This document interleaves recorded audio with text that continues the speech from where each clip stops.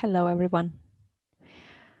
I'm very happy to see that you have reached the third session, and my particular thanks to those who have taken part in sessions 1 and 2, provided your feedback, corrected me, which I appreciate a lot, and did the assignments. I'm doing my best to check them as soon as they come, and hopefully you find them as engaging as I did.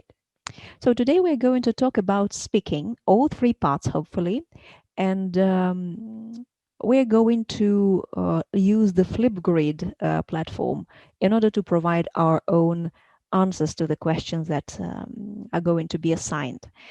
Now, not everyone is comfortable with recording themselves on video, which is fine. Of course, that's up to you whether you decide to do that or not. But I would highly recommend, if not recording the video, try recording audio.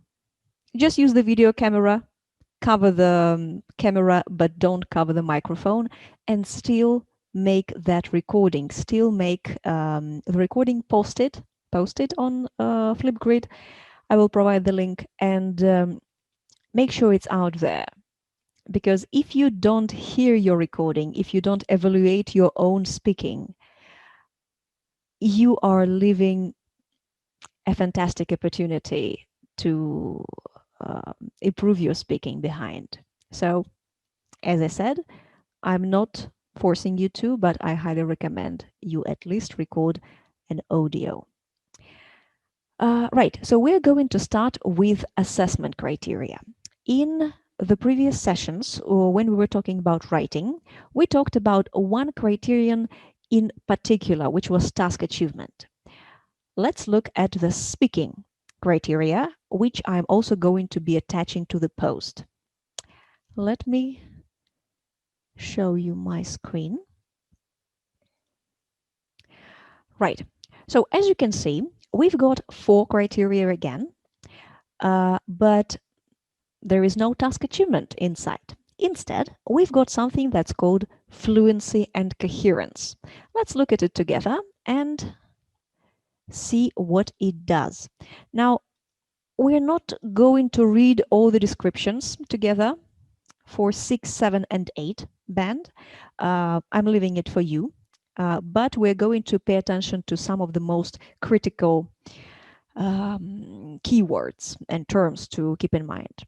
So, fluency. What is fluency? Do you think it's speed? How fast you speak? A lot of people think so. However, it's not that. It is how smooth your speech is. It's how little hesitation you've got. It's how you connect words together. We're going to look at it. We're going to look at good and bad examples of that in a minute. But the first thing to take away is, please do not think about fluency as speaking fast. Now, coherence. If you are coherent, you are basically understandable. But being able to be understood is not just using the right words, and it's not just answering the question that was asked. Coherency is also a way to glue your words together, glue your sentences together in a way that engages the listener. Again, we're going to look at a bad example of that, and you'll see how, for example, repeating the same word again and again really takes the listener away, really takes the listener out of the experience. It's just something that our attention catches on and doesn't let us take in all the fantastic flow of the speech. I know it can sound a little bit too general, but again, we're going to listen to a good example and a bad example, which is also very important. So if you're aiming at a 7, you need to be able to speak at length. So basically, you speak until the examiner stops you. Some of my students ask, well, what happens if I lose track of time? If I speak and speak and speak and speak, the answer is nothing bad is going to happen. It's the examiner's responsibility to keep an eye on the timing, and they're going to stop you. If they stop you, that's actually good. It means you've used all the available time. You show you've shown that you can speak at length. Very important. Now, without noticeable effort or loss of coherence, we're going to look at it in a moment. The student may demonstrate language-related hesitation. What does it mean? Well, you forgot the word, or you maybe you're struggling to find a synonym. So it's not something that you forgot, like the name of the restaurant, for example. It's not content related, it's language related. And as you can see, even if you're aiming at a 7, that's fine. Native speakers forget words, like they think, oh, it's on the tip of my tongue. I just forgot the word. That's fine, as long as it's not too much. Now, speaking of coherence, you want to use a range of connectives and discourse markers, which we are going to talk about as well, with flexibility. So, connectives, words like but, however, on the other hand, on the contrary, all of those are connectives. And again, if you use them flexibly, you know the synonyms, you don't stick to one of them and keep repeating it over and over again. And discourse markers, well, what are those? Things like, oh my gosh, oh my goodness, maybe, wow, hang on, give me a second. All of those words that help us build a conversation and not just a monologue. Now, I hope this is more or less clear. Again, let's reiterate. We need to be able to speak at length without too much effort. We should avoid hesitation, and we should use a range of connectives and discourse markers with flexibility if we're aiming at a 7. Now, lexical resource, something that you might have seen in the writing criteria, and this is, of course, the language that you use. If your goal is a 7, you use vocabulary resource flexibly. Flexibly is the key word here, because if you're not using it flexibly, you are not going to get any more than a 6. Now, what does it mean to use it flexibly? If you know a word, say the word make, using it flexibly means you can use it in different forms, for example, in different grammar forms like made or making or makes. You can use it in collocations, phrases like make a bed or make someone happy. You can use it in different part of speech forms.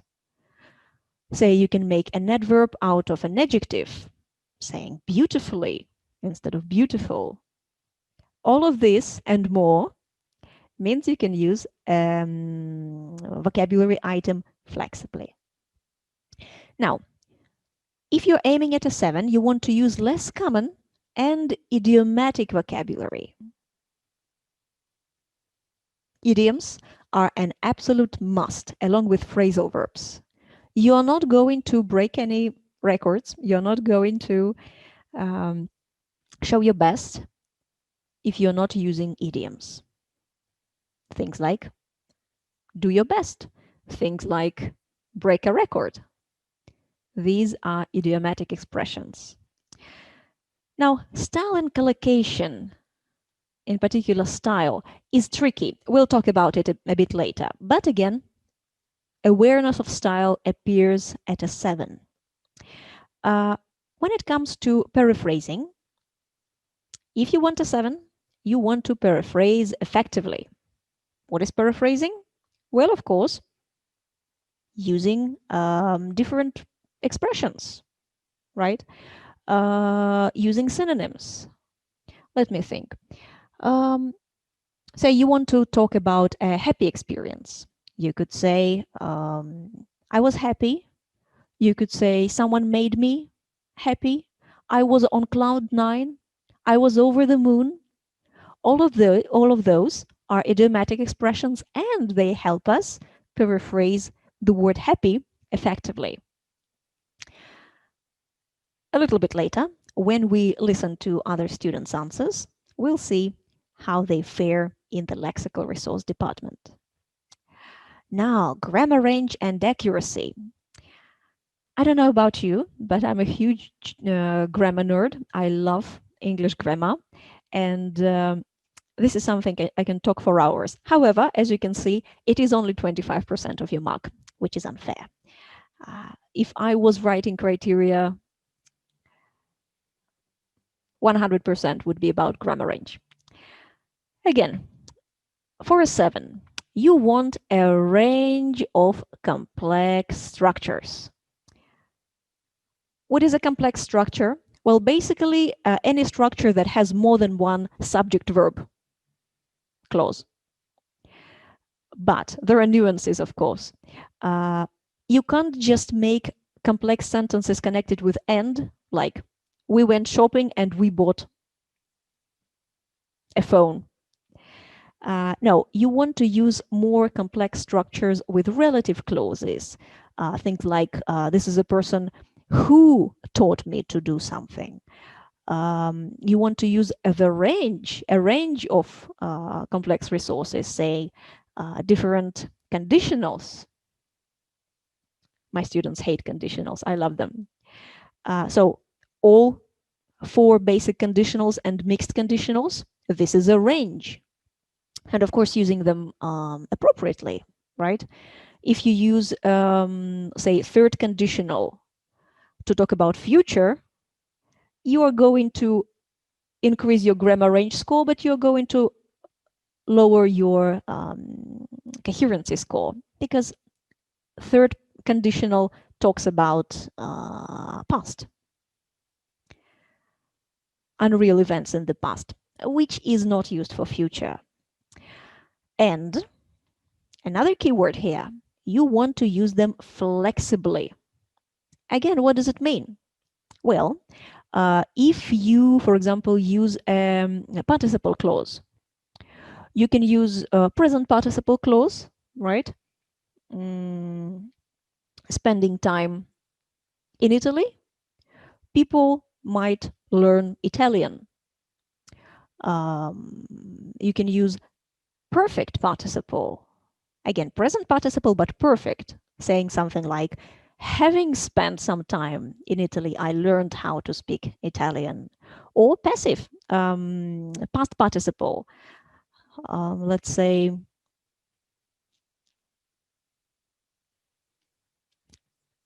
left without water. This plant died very quickly. So this is what it means, to use it flexibly. Now, you also want to be virtually error-free. Does it mean you have to be 100% perfect? No. But you want to be virtually error-free. Say 75% of your sentences have to be grammatically perfect. I can do that. Sorry. I don't doubt that you can do that, with enough practice, of course. Now, pronunciation. Lots of my students are concerned about that, because I mostly teach people from Russia, and they are worried about their pronunciation in terms of the accent, right? Very exaggerated. It would sound like this, and some of my students are very, very concerned about their pronunciation. So whichever language you speak, it is inevitable that some of the native language is going to affect your pronunciation of English, which is fine. You will see in a minute that none of the criteria say that you have to show absolutely perfect received pronunciation British English or American pronunciation. No. As long as you're intelligible, as long as you're easy to understand, your accent is not going to be a problem. So let's see what exactly those criteria are when it comes to pronunciation. For a 7, you want to show the positive features of band 6 and some of the band 8. So let's see what band 6 wants us to do. Now, you want to use a range, again, of pronunciation features. Pronunciation features are word stress, sentence stress, intonation. Did you notice me using intonation effectively? Intonation. These are things like contraction, right? For example, sometimes, well, most of the time, the sound t at the end of English words disappears if it's followed by a consonant. So a fluent native speaker is not going to say, I don't know. They're going to say, I don't know, because don't disappears before n. I don't know. This is one of the pronunciation features. Saying something like, do you go, do you like that, instead of do you like that, again, is a pronunciation feature. And it is going to be assessed.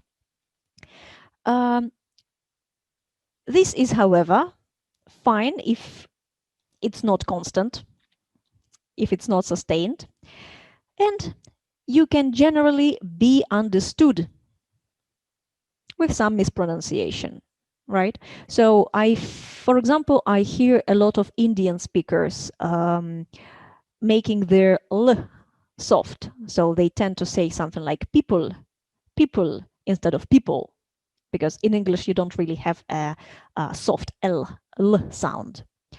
And this is fine. Again, if you mispronounce it a bit, especially if it's because of your first language, native language, this is fine as long as you are understood. Of course, for a Nate, you want to minimize it. Language 1 accent has minimal effect, but again, it has to have a minimal effect on intelligibility. So the rule of thumb, if you're understandable, easily understandable, you're fine. But how can you be sure that you're easily understandable? Well, this is where you can use the help of your group mates.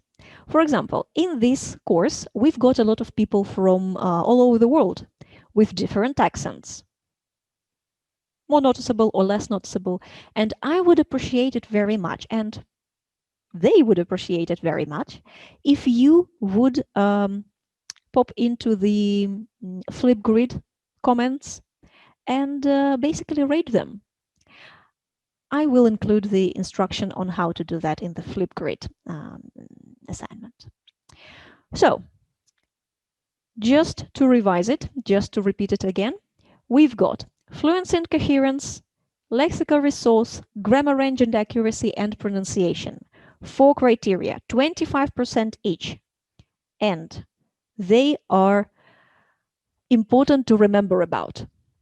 So right now, we're going to look at some questions for part 1 in particular. Now, part 1, as some of you know, is the shortest, the easiest part of speaking, which takes about 3 or 4 minutes. You are asked about your personal life, some personal questions, which are pretty straightforward. And you are given from 15 to 20, 25, maximum 30 seconds to answer each of them. So right now, we are going to do a little exercise. I'm going to need your help. Please look at these 8 questions and tell me which of them are not likely to appear at Speaking Part 1. Again, these are the questions that are not personal, so they are unlikely to appear. If you want to do this with me, stop the video now. Now, whether you decided to pause the video or not, I'm going to give you the answers. So, if you could choose any country to visit, where would you go? Is not something that is going to appear in Speaking Part 1, because it is hypothetical. Where would you go?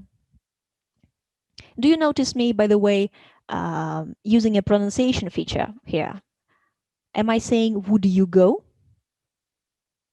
I'm saying would you go. D and y glued together produce the j sound. Would you go? Another question, which is very unlikely to be asked, is this one. What are the main issues affecting life in your town? Why? It is not very personal. Now, what about other ideas? Number 5. No, nothing like that is going to be asked in Part 1. Why? Well, because it asks for prediction. It asks you to predict something, which is, again, not a Part 1 task. And the last one is, why is it important to look after places of natural beauty? It is far too general. So again, in Part 1 of the Speaking, you're going to be asked personal questions related to you, not the community, not the country, not the world, you in particular. And the questions that are left demonstrate it perfectly. So, do you live in a house or in an apartment? What do you like about the area where you live? How often do you use public transport in your city? Do you often visit parks in your city? Right. So, we're going to listen to 3 different people answering some of these questions. I'd like you to listen to them carefully and tell me why. Well, you will not be able to tell me, but answer why these answers are not very likely to impress the examiner. These questions are fine. Sorry, these answers are fine, but they are not very good. And while you're thinking about that, I'd like you to think also about which of the 4 criteria they do not fulfill. Remember, fluency and coherence, lexical resource, grammar range, and pronunciation. Again, we're going to listen to 3 people. Think about which criteria they did not fulfill well. I'm going to play the recording now, and please prepare to listen. Track 6. In this first part of the exam, I'd like to ask you some questions about yourself. Let's talk about where you live. Do you live in a house or an apartment? Apartment. It's a small apartment in the center of my hometown, but it's still bigger than the apartment I live in now. My apartment now is just 1 room, really. I used to live in a huge apartment, but it was my parents' apartment, and it was time for me to go to university. I left, found a place, and that's the apartment where I live now. What do you like about the area where you live? I used to live in Guangzhou, the capital city of Guangdong province in southeastern China. Once an important stop-off point on the maritime Silk Road, Guangzhou maintains to this day its importance as a major port and transportation hub. Do you often visit parks in your city? Actually, I have gone to my local park last week. I've really enjoyed it. I have a friend. He never been to my town, so yesterday we have decided to go together next week. We will go on next Tuesday, I think. As soon as we will finish class, we will go. That's it. So if you need, listen to it again, and then let's compare the answers. Now, the first person, which of the 4 criteria do you think she did not fulfill very well?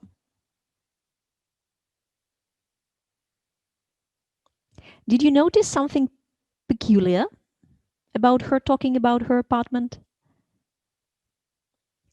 She repeated this word over and over again. And if you remember, this is something that is going to affect negatively the fluency and coherence. Well, why? Because fluency and coherence requires us to use language without repetition. But because she keeps repeating apartment, apartment, apartment, we as listeners stumble over this word for a moment. It just takes us out of this experience of listening to her speak. That's why, even though it does also affect the lexical resource, the main problem is the coherence. Now, the second person, the man from Guangzhou, am I pronouncing it correctly? Sorry if I'm not. Showed fantastic lexical resource, fantastic grammar range and accuracy, but he is very likely to have memorized the answer. Did you notice him? The only word that had any kind of relation to the question, where do you live, was the word live, right? And then the rest sounds like he memorized it because it was like it had no bearing on the actual question. So this is a very important thing to remember. Please don't memorize your answers. Never memorize your answers, because if you do, your score is going to be 0. It's not going to be assessed. And believe me, examiners are very good at spotting memorized answers. Now, you might have noticed that the girl in the last extract had problems with grammar. Not just with the range, but also with accuracy. She did make quite a lot of mistakes. So, although her speech was fluent, although she was on the topic, she stayed on the topic, unfortunately, her grammar range is not going to be very good. So, there you have it. In the first part of the assignment, I will include some of these questions, and I'd like you to answer them, recording yourself on the video or just recording audio, as I said, but please make sure that you record it and then listen to yourself, and then evaluate yourself against these 4 criteria. It is even better if you do it with other people's recordings and put it in the comments, for example. So that's it with the first part. In a moment, we're going to look at speaking part 2. Thank you very much.